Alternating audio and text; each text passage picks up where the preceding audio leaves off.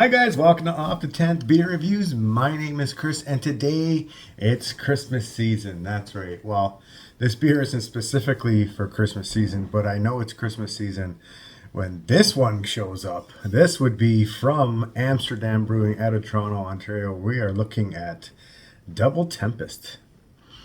That's right, Double Tempest. Looks different, doesn't it? Yes, this is in a can. That's right. They decided to start canning this beer for some reason. I don't know. I think it's. I think they used to be in the 650 ml bottles. I don't have one here, but I think they were in 650 ml bottles or in 473 ml cans. Maybe to cut down on the price. Maybe. Anyway, let's get into this beer. It's coming in 11.9% alcohol by volume, which is the beautiful standard number for Imperial Stout. That's what I say. It's in a 473 milliliter can.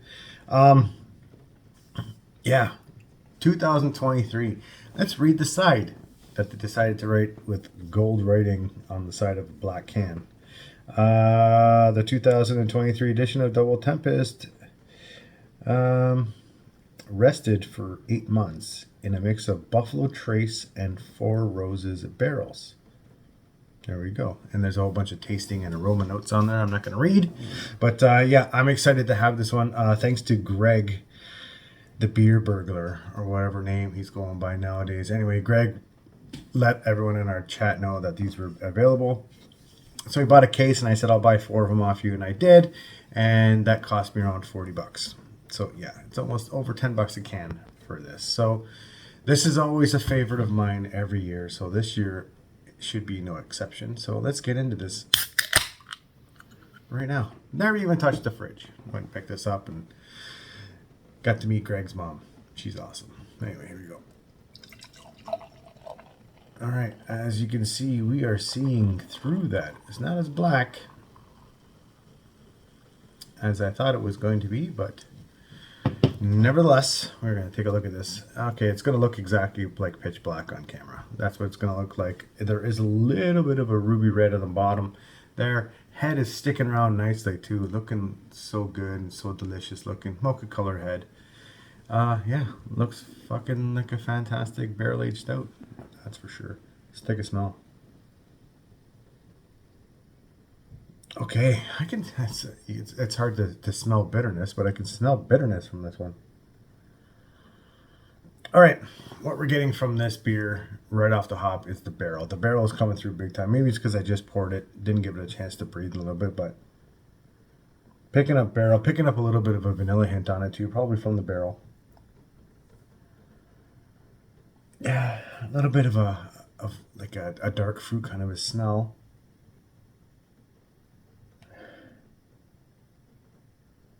And weirdly enough, not a lot of chocolate scent on this one, which I thought it would. Anyway, I want to drink this one. Gonna let this thing sit for a second while I talk to you guys. Yeah, I can't wait anymore. Cheers.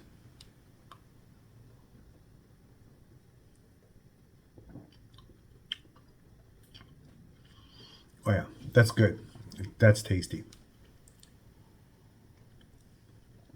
Tasty, but way too thin. They made it way too thin this year.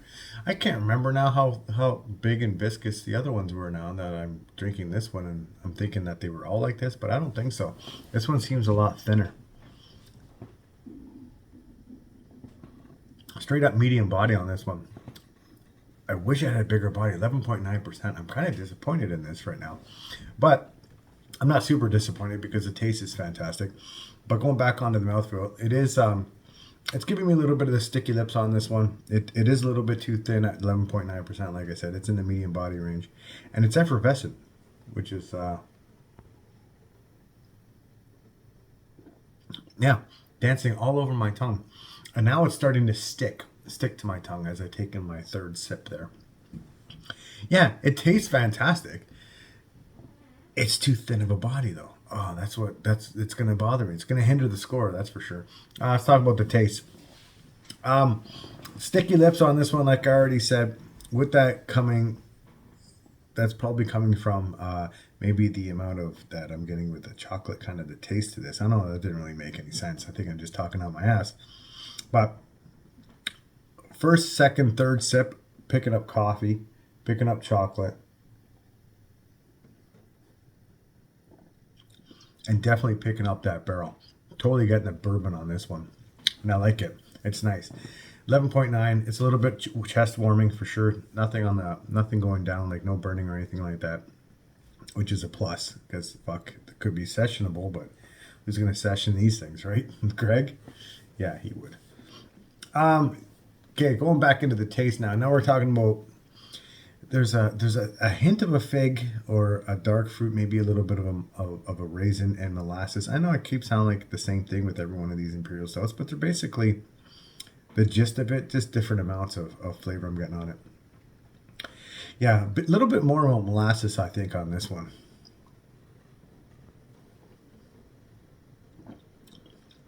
Yeah, this is definitely tasty. It's definitely fantastic. However, I have to score this one not as high as I wanted to, only because the body is way too thin. I could fucking this is, and again, this is a sipper now. This is you're sitting on this thing. This will probably take me a couple hours to drink. I'm gonna watch some Reacher, probably sit on this and sip on it for a while I'm watching the show. Yeah, it should do fine. But anyway, I gotta score it. I guess I gotta score Double Tempest, the 2013 canned version. I don't know if they're gonna go back to bottle after this or whatever, but I have to give it an 8.75.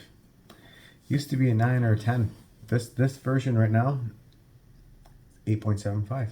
That's all I got to say about that. I'm going to take my time drinking it. Anyway, guys, thanks for watching. If you like the video, guys, do what you want. Share it. Like it. That's cool. That'd be cool with me. But what would be more important is if you guys subbed. And I would really appreciate it. If you're watching this and you're not subbed, click that sub button. Do me a favor. Do me solid, will you? All right. Anyway, guys, peace out. I'm out of here. Bye-bye.